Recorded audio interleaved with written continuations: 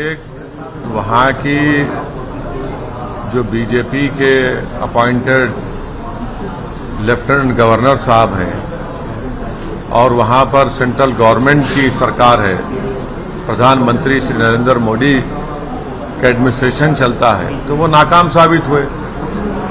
370 इसलिए हटाया देश को ये कहकर के पूरे पंडितों को फायदा होगा, कश्मीर में अमन हो जाएगा। तो ये तो पहला हमला नहीं है कश्मीरी पंडित पर, जो बरसों की मेहनत के बाद उनको लाकर वहां पर वो आ रहे थे, रह रहे थे। आज वो उनको आप उन कश्मीरी पंडितों को आप बिल्कुल ही अनसेफ कर दिए, और वो इसलिए अनसेफ हो रहे हैं क्योंकि आपकी सरकार ने उनको कोई सेफ्टी प्रोवाइड करने में सरासर नाकाम साबित हुई है। और कश्मीरी पंडित तो अब कश्मीर छोड़ के जाना चाह रहे हैं। हमने और आपने देखा कि वो प्रोटेस्ट कर रहे थे रोडों पर आकर, उनके एनक्लेव्स को रातों में पुलिस बंद कर दी थी कि वो निकल कर ना जाए कहीं। तो ये मोदी सरकार की नाकामी का एक और मिसाल है कश्मीर में, और इसकी पूरी जिम्मेदारी जो है वो भारतीय जनता पार्टी और उनकी सरकार पर आती है कि उन्होंने वो कश्मीरी पंडितों को उनकी जान की हिफाजत करने में नाकाम साबित हो रहे हैं। अब बिहार और उत्तर प्रदेश के जो मजदूर हैं, प्रवासी मजदूर हैं, वो भी कश्मीर में काम कर रहे हैं, उनको भी निशाना बनाया जा रहा है सर। तो ये सवाल जो है देश के प्रधानमंत्री को देना चाहिए था। इस बात का जवाब जो है गृह मंत्री को देना चाहिए, रक्षा मंत्री को देना चाहिए, बीजेपी को देना चाहिए। आपने बड़े बुलंद बांग दावे किए थे, अब क्या हुआ उन दावों का? पूरे कश्मीरी पंडित आज डर और खौफ के आलम में जिंदगी गुजार रहे हैं, वो कश्मीर छोड़ना चाहते हैं, मगर सरकार ये नाकामी है, बीजेपी की नाकामी है।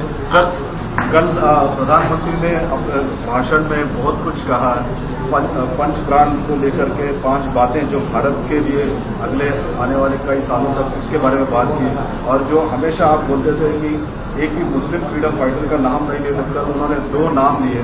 और तीसरी बात मेन की औरतों की सुरक्षा के बारे में बात किया उन्होंने।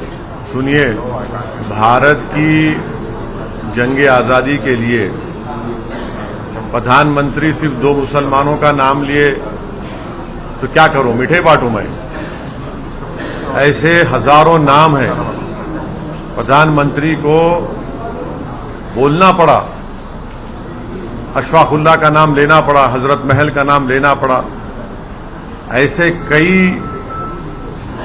मुसलमान उलमाओं का, मुसलमानों का, जिन्होंने भारत की जंग आज़ादी में अपना खून पसीना भी बहाया, अपनी जानों को कुर्बान भी किया, तो उनका जिक्र करना जरूरी है।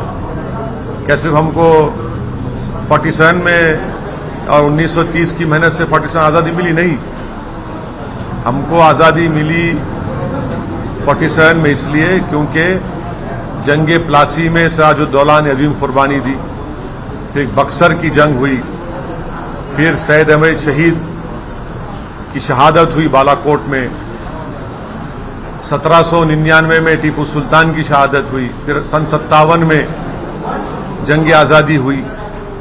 तो 47 में इन तमाम का एक सिलसिला चलता रहा।